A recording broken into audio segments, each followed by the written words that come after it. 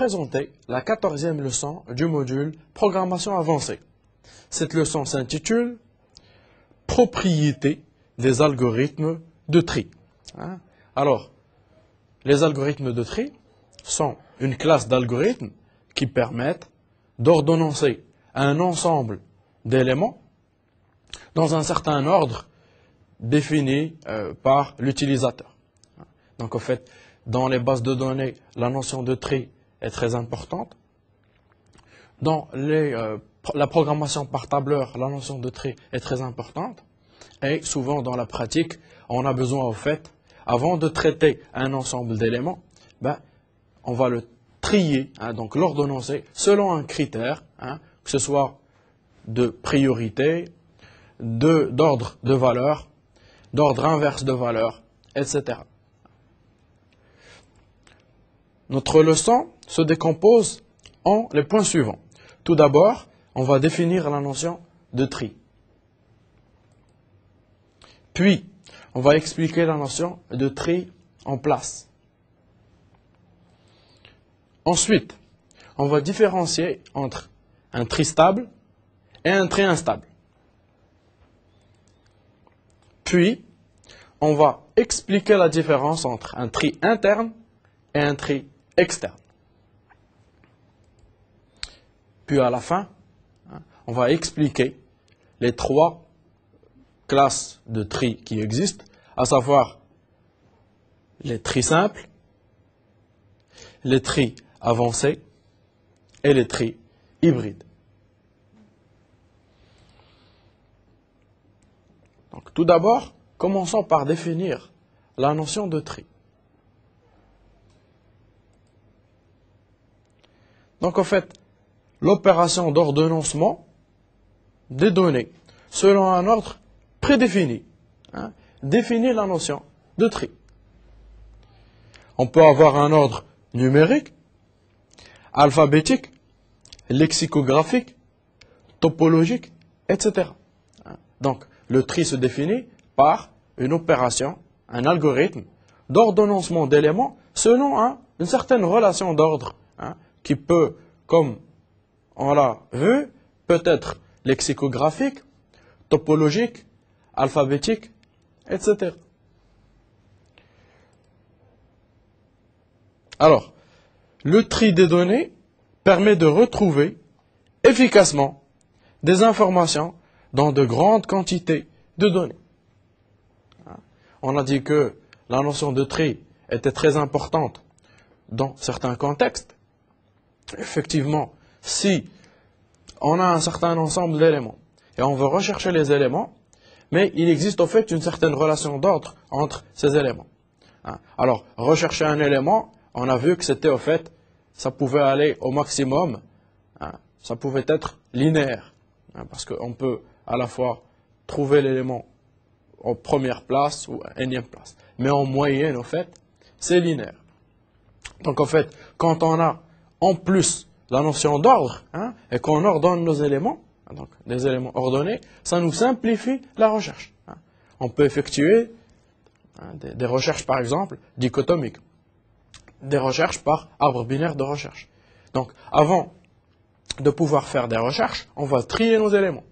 Et on va insérer nos éléments d'une manière qui respecte ce tri. Donc, une insertion triée. Donc, en fait, la notion d'efficacité, de retrouver des informations dans des grandes quantités de données. Alors, on peut définir un algorithme générique de tri qui ne dépend pas de la relation d'ordre spécifique utilisée. C'est-à-dire, vu qu'on a dit que on peut ordonner selon différents critères, numérique, alphabétique, ordre croissant, ordre décroissant, etc. On peut au fait, s'il s'agit par exemple d'une relation dans une base de données, on peut trier par rapport à la première colonne, la deuxième colonne, la énième colonne, etc. On peut composer l'opération d'ordonnancement plusieurs fois, donc trier par rapport à la première colonne et par rapport à la deuxième colonne. Donc, au fait, ça nous permet au fait de retrouver nos informations d'une manière efficace dans des grosses masses d'informations. Et donc, en fait, on peut définir en fait un tri générique. C'est-à-dire, on peut définir un algorithme qui dépend d'une certaine relation d'ordre générique. Rappelez-vous la notion de généricité, de réutilisabilité. On va écrire un algorithme avec des opérateurs en fait de comparaison abstraits, et le programmeur en fait à sa guise peut définir une opération en fait d'ordre spécifique, et la passer en paramètre à notre algorithme de tri.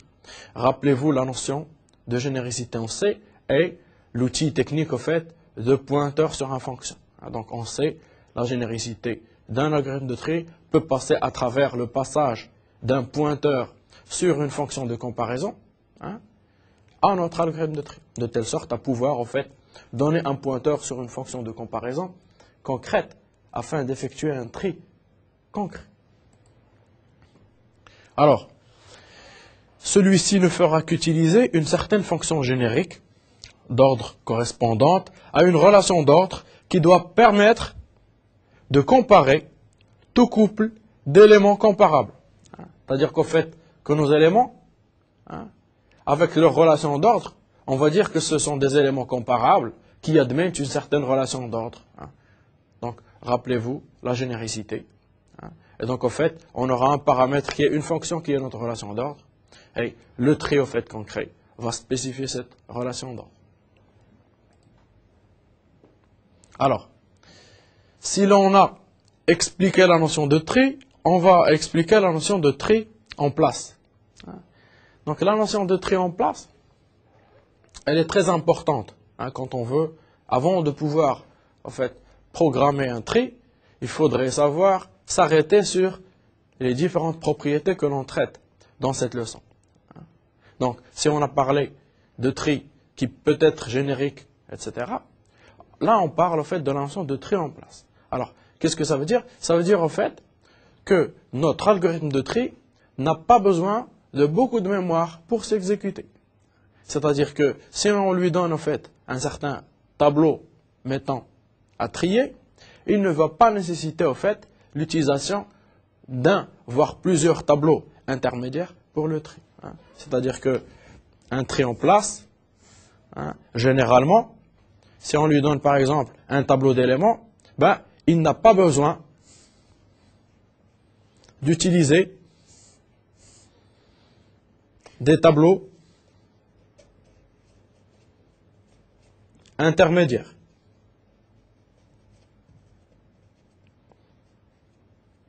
Okay. Donc, un tri en place n'utilise pas ces tableaux intermédiaires. Il va au fait faire des transformations sur les places des éléments. Donc, en fait, il reste que dans le même tableau, en fait, pour effectuer son tri. Alors, un tri qui n'est pas en place, il a besoin, en fait, de faire des copies des éléments dans d'autres tables, d'effectuer, en fait, des transformations dans d'autres tables intermédiaires, puis après, en fait, revenir pour dire, voilà le premier élément, le deuxième, etc. Donc, plus formellement, un algorithme de tri est dit en place s'il n'utilise qu'un nombre limité de variables et qu'il modifie directement le tableau qu'il est en train de trier. Donc, il n'utilise qu'un certain nombre limité de variables et il utilise le même tableau donné en paramètres à trier pour faire son tri. Donc, il utilise directement, il modifie directement le tableau qu'il est en train de trier. Et il n'utilise pas de tableau intermédiaire. Alors, le caractère en fait en place est très important. 1, pour les grandes masses de données. Et 2, pour les systèmes à mémoire limitée. Voire système embarqué ou système mobile. Donc, en fait, 1, le caractère en fait en place est très important pour les grandes masses de données. C'est-à-dire que si l'on a une grande base de données de plusieurs mégas, voire de gigas ou de téraoctets, si on s'intéresse au fait à recopier cette masse de données, donc grande masse, à la recopier une fois, voire plusieurs fois, en fait, on est en train de consommer beaucoup de mémoire. Donc là, ce n'est pas très intéressant. Par contre, si on utilise peu de mémoire, on est très économe. Maintenant, s'il s'agit au fait de systèmes embarqués au module, par exemple, les portables, ou les palmes pilotes, etc., ou d'autres systèmes embarqués, ils n'ont pas beaucoup de mémoire. Donc là, même si la taille de données n'est pas grande, mais la taille de la mémoire est petite. Donc on ne peut pas, avec ces deux contraintes, en présence de l'une de ces contraintes, on ne peut pas utiliser des traits qui ne sont pas en place. Alors, si on a vu la notion de tri en place, qui modifie directement le tableau qu'on lui demande de trier, et n'utilise pas de variables complémentaires ou de tableaux intermédiaires, la notion de tri stable, elle, au fait, elle va donner une nouvelle contrainte qui est au fait que si on a, par exemple, une relation, donc dans une base de données déjà triée, si on applique un deuxième tri, le deuxième tri, s'il est stable, il va essayer de conserver une certaine propriété sur les données existantes. On va voir un exemple tout à l'heure pour être plus explicite. Donc, un algorithme de tri est dit stable si pour deux éléments égaux pour la relation d'ordre, l'algorithme de tri conserve l'ordre relatif dans lequel ces deux éléments se trouvaient avant l'exécution. C'est-à-dire, si notre relation d'ordre dit que deux éléments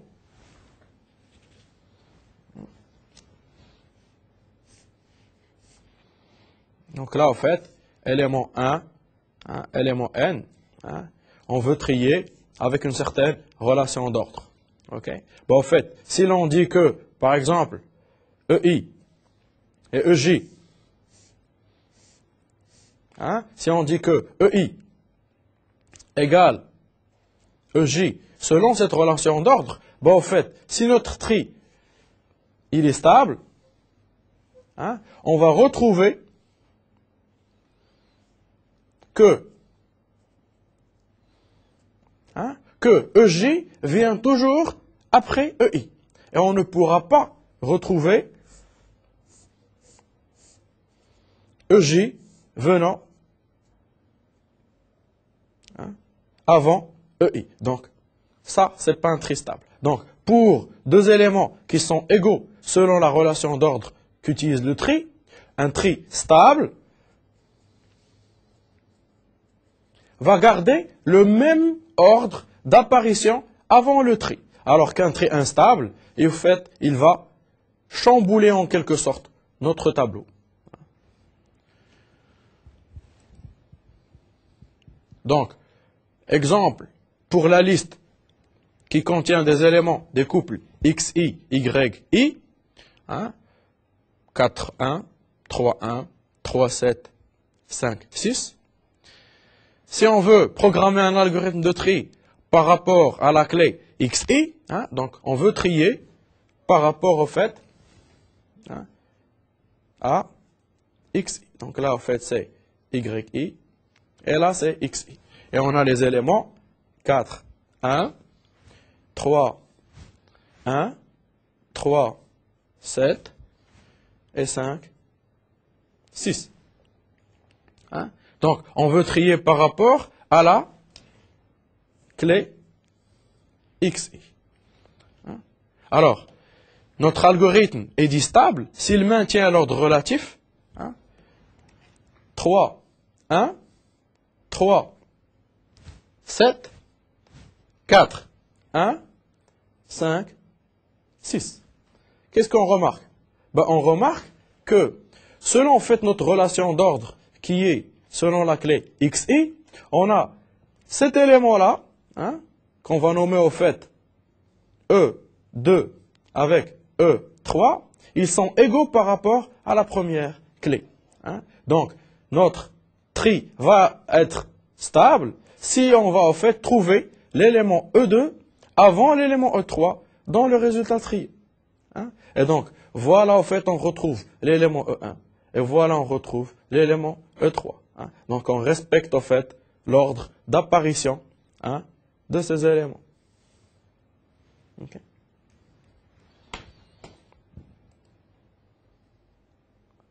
Alors, un algorithme de tri instable peut être retravaillé spécifiquement avant de le rendre stable. Donc, en fait, l'algorithme de tri, même s'il est instable, c'est-à-dire qu'il ne respecte pas, en fait, cette propriété, on peut le rendre stable. Maintenant, la stabilité, elle peut être au dépend de la rapidité et ou peut nécessiter un espace mémoire supplémentaire, c'est-à-dire on peut ne plus devenir en place. C'est-à-dire qu'un algorithme qui est instable, ok, et qui est rapide, par exemple, on peut le transformer pour qu'il devienne stable. Hein? Mais au fait, lent. Hein? Mais, ou bien, il peut devenir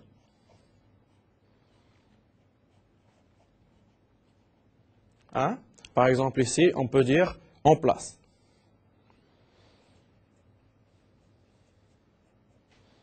Pas en place.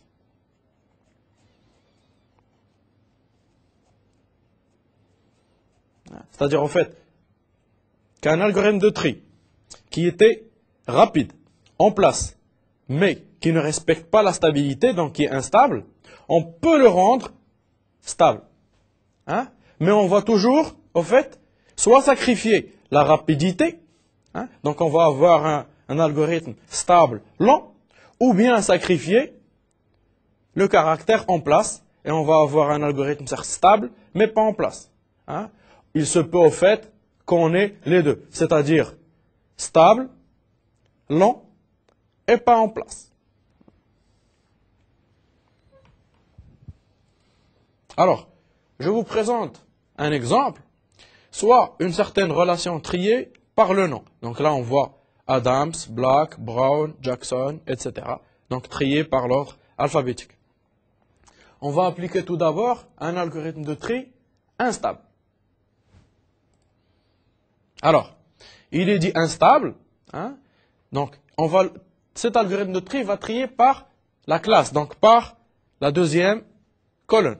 Hein. Alors, s'il est instable, ça veut dire au fait qu'on ne retrouve plus nos éléments égaux selon cette relation d'ordre hein, dans le même ordre. Donc, au fait, la relation d'ordre, c'est qu'au fait, les classes sont ordonnées. Alors, prenons par exemple Black et Jackson. Hein? Donc, en fait, Black et Jackson sont égaux selon la relation d'ordre sur les classes. Okay? Donc, il y a Black qui vient avant Jackson. L'algorithme, il n'est pas stable car on voit ici Jackson, puis on voit ici Black. Hein? Donc, Black qui était avant Jackson devient après Jackson. Et Jackson qui était après Black, hein, il devient avant Black. Hein. Et ceci, bien sûr, parce qu'ils sont égaux. Donc, en fait, notre algorithme de tri ici, il n'est pas stable. Hein. On a trouvé un contre-exemple pour dire qu'il n'est pas stable. Maintenant, si on veut prouver qu'un algorithme est stable, ben, il faut prouver que tout couple, hein, quels que soient les couples égaux, selon notre relation d'ordre, si ils sont l'un avant l'autre sur la première table, ben, ils doivent être l'un avant l'autre dans la deuxième table. Hein. Formellement fait, quel que soit EI, EJ, appartenant à la table T1, donc avant tri, tel que EI, E1, est égal à EJ, selon en fait notre relation d'ordre, hein, bien sûr, selon notre relation d'ordre du tri, hein, avec EI vient avant EJ, hein, dans l'ordre d'apparition, alors hein, EI vient avant EJ dans la table T2. Donc ici, en fait, mettons T1.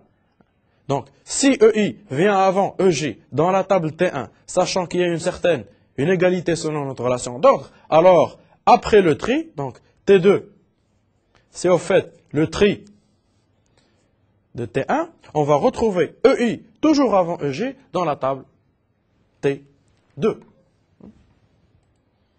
Donc là, au fait, si on prend maintenant un tri par classe qui est stable, hein, on a dit au fait qu'ici, il n'était pas stable, Jackson vient avant Black, au fait ici, Black vient avant Jackson. Adams hein, a la même classe que Smith, Adams vient avant Smith ici, Adams vient avant Smith ici, etc., etc., etc. Vous pouvez le vérifier pour la classe 3 avec White et Wilson.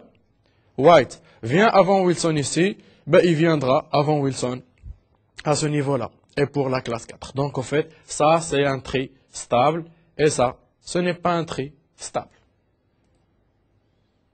Alors, si on a parlé de notion de tri en place, hein, donc qui est économe en mémoire, si on a parlé de tri stable qui respecte, au fait, la notion, au fait, de précédence, hein, ou de causalité, alors, là, on va parler de tri interne et externe.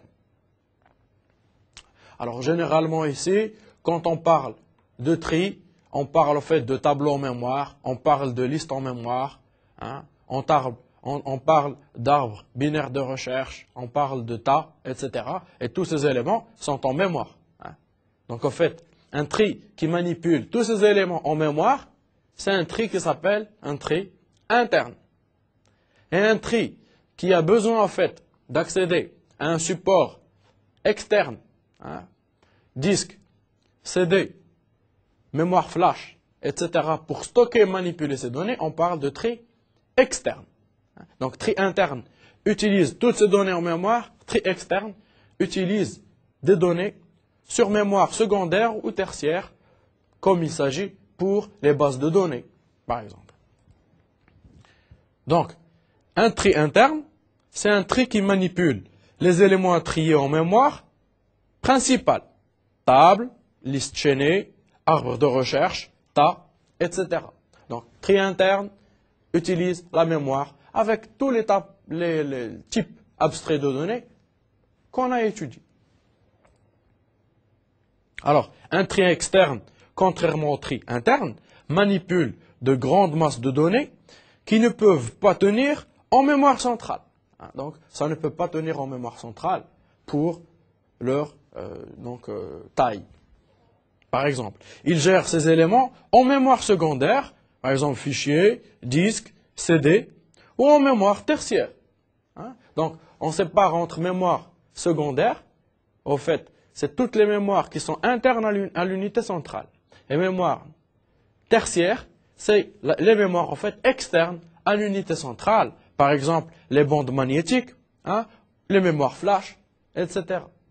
Donc, un tri interne utilise la mémoire, hein, les tableaux, les arbres, les listes, les tas, etc. Et un tri externe, pour une raison ou une autre, hein, utilise, par exemple, la mémoire, elle est petite, ou bien les données à traiter sont assez grandes, il va utiliser soit la mémoire secondaire, disque ou CD par exemple, ou la mémoire tertiaire, bande magnétique, flash, etc.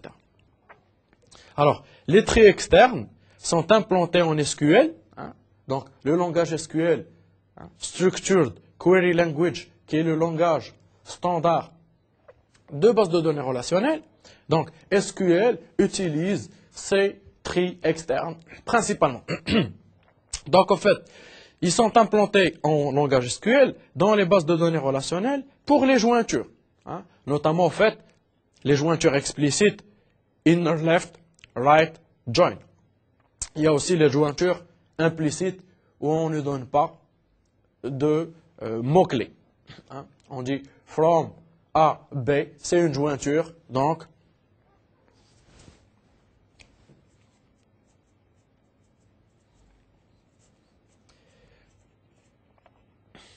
table T1, table T2, là en fait c'est une jointure implicite.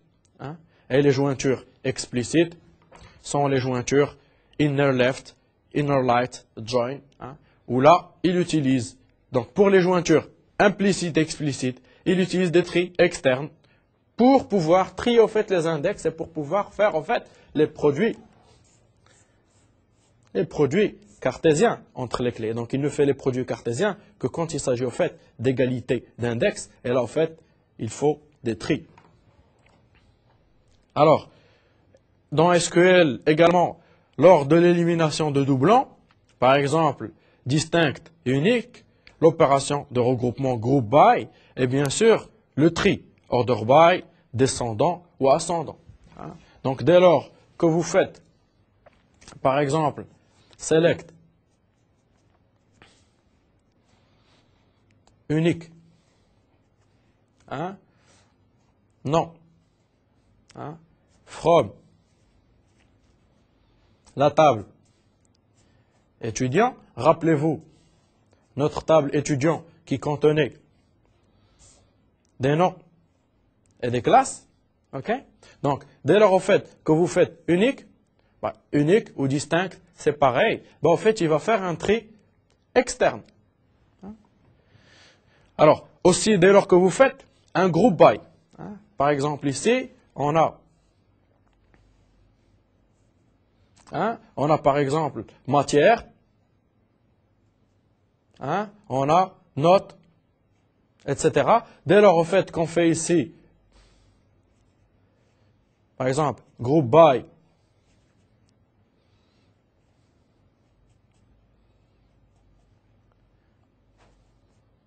matière, par exemple, pour faire des, par exemple, des moyennes par matière. Donc, par exemple, en français, la moyenne, au fait, est de 16. En anglais, la moyenne est de 15. En maths, la moyenne est de 13. Hein. Vous devez faire, au fait, un group by, hein, pour calculer, au fait, bon là, il faut calculer la moyenne. Donc, hein, l'objectif, c'est de montrer l'intérêt du group by. Hein. Donc, si vous regroupez par matière pour calculer une moyenne, donc là, il va manquer des instructions, il va utiliser un tri externe.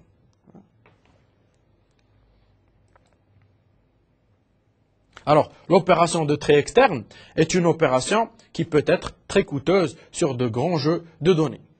Donc, on a dit au fait que dans SQL, le tri externe est dans les jointures, hein, il est dans le distinct,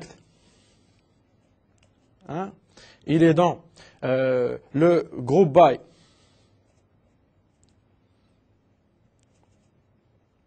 hein, il est dans, bien sûr, le order by parce que c'est la fonction de tri de base. Au fait, à chaque fois qu'on effectue une requête SQL, on a forcément une jointure, on peut avoir un tri, on a probablement des group by pour des requêtes difficiles, complexes, on peut avoir des distincts. En fait, à chaque fois qu'on fait une requête, on a en fait pas un seul tri, mais plusieurs tris. Hein. Donc on a en fait P tri externe. Hein. Alors, la taille des données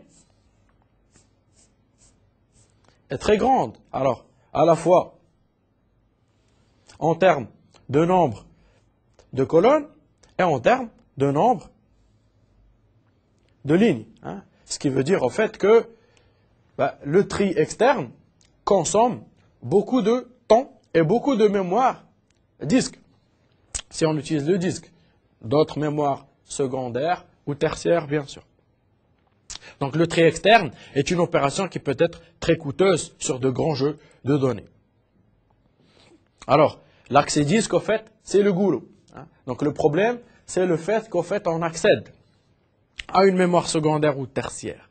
Alors les algorithmes de tri, lisant les données à trier à partir d'une mémoire secondaire ou tertiaire, mais n'y accèdent plus pour trier, ne sont pas considérés comme des tris externes.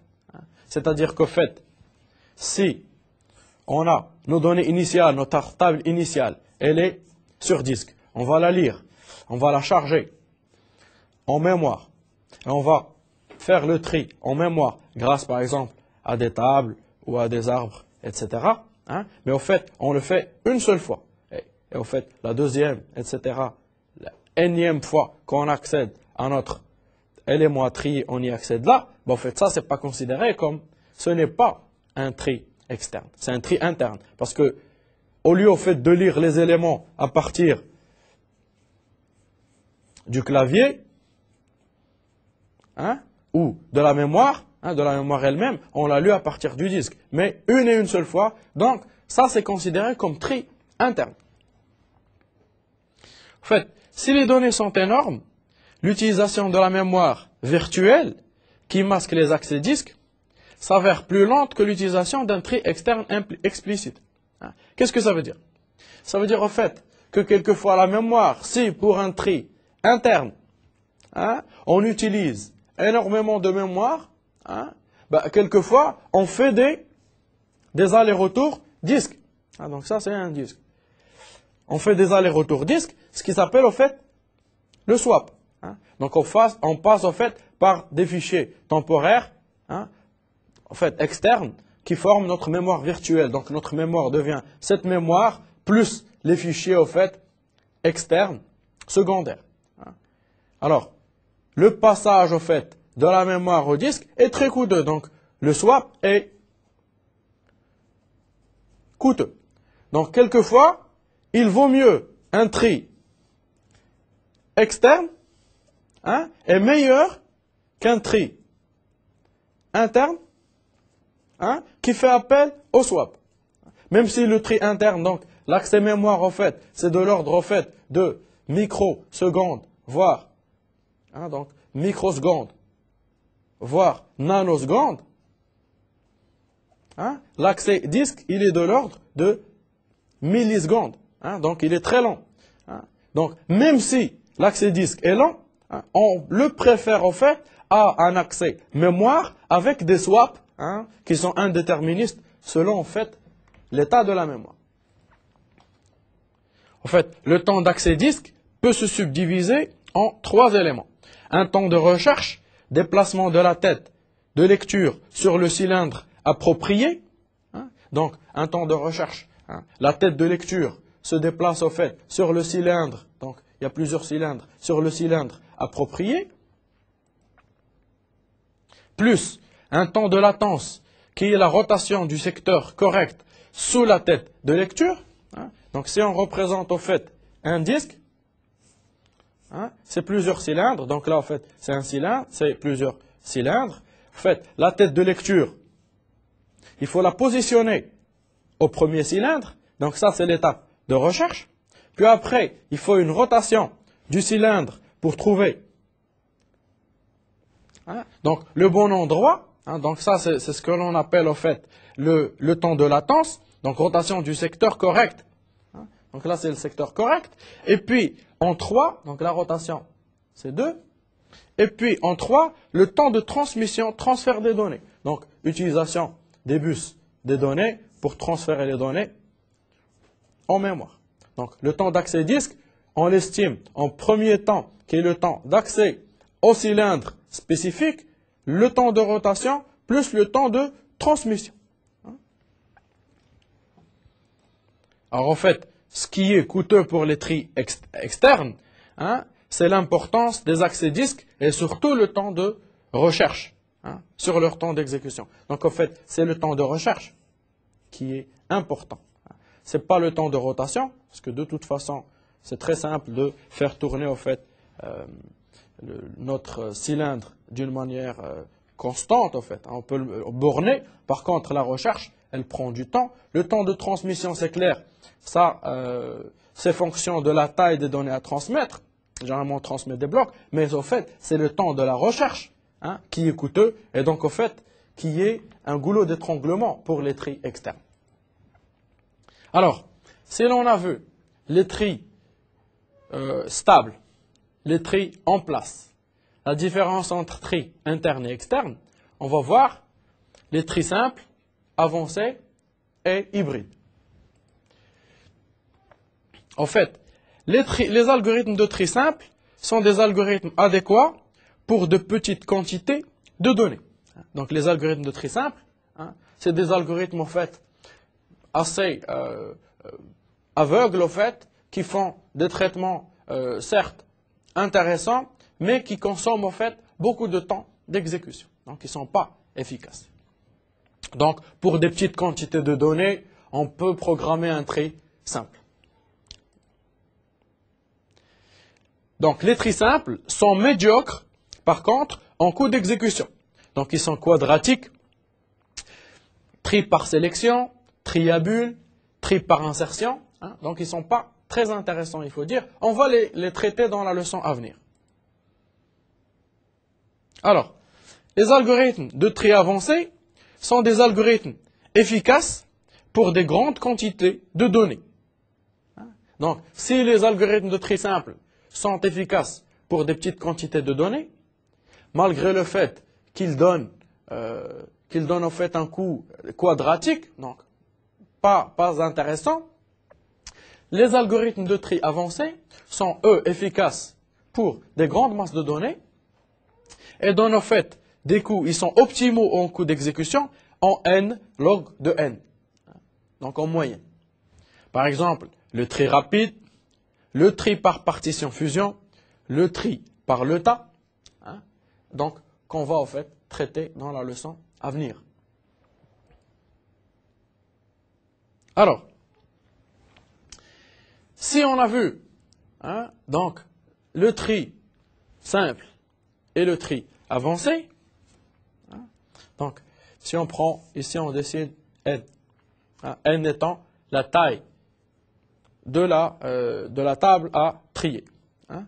En fait, pour n grand, on applique tri avancé. Hein. Pour n petit, on applique tri simple. Hein. Maintenant, le tri hybride, en fait, c'est un tri qui est assez intelligent et qui, au fait, propose une solution qui applique récursivement un algorithme de tri avancé tant que la taille des données à trier est élevée. Hein? Donc, en fait, il pose un certain seuil. OK? OK? Alors, pour une taille de données supérieure à n0, il va appliquer un tri avancé. Hein? Alors, et applique un algorithme de tri simple quand la taille de données devient assez petite, hein? Inférieure à 20 éléments. Et donc, il va appliquer un tri simple pour toute partie de la table, en fait, dont la taille est inférieure à n0. En fait, il applique ça d'une manière récursive, c'est-à-dire, donc, généralement, les tris sont des tris, au fait, qui appliquent l'approche divisée pour résoudre. Donc, si on a, en fait, au départ, n éléments, hein, donc ça, c'est là, au premier appel. Au deuxième appel, on aura, en fait, à trier, par exemple, ici, P, et ici, n moins P éléments, etc., etc. Hein, on va toujours découper, donc récursivement. Hein, donc on va voir le détail algorithmique, la leçon suivante. Alors, dès lors donc, que la taille est supérieure au fait à notre n0, on applique un tri avancé. Donc là, en fait, on applique tri avancé, tri avancé. Hein. Là, la taille est supérieure, on applique tri avancé, tri avancé. Là, la taille est inférieure à notre n0, on applique tri simple, etc. Et bien sûr, ça va aussi être découpé. Et ça, c'est un tri simple. Hein, et ça aussi, tri simple, etc., etc. Hein, jusqu'à ce qu'on n'ait que des tri simples à la fin. Alors, pour résumer notre leçon, on a vu la notion de tri en place, qui économise la mémoire et qui, au fait, modifie directement le tableau à trier au lieu d'utiliser des variables supplémentaires et des tableaux intermédiaires. On a vu la notion de tri stable qui conserve en fait l'ordre d'apparition des éléments égaux selon la relation d'ordre. On a vu les tri internes et externes. l'un utilise les types abstraits de données en mémoire et l'autre nécessite l'utilisation de mémoire secondaire ou tertiaire. Et on a vu les différences entre types de tri simple, tri avancé et tri hybride qui au fait mergent tri simple et avancé. Pour plus d'informations, allez sur le site de Netuno et cliquez sur le lien Mednetu.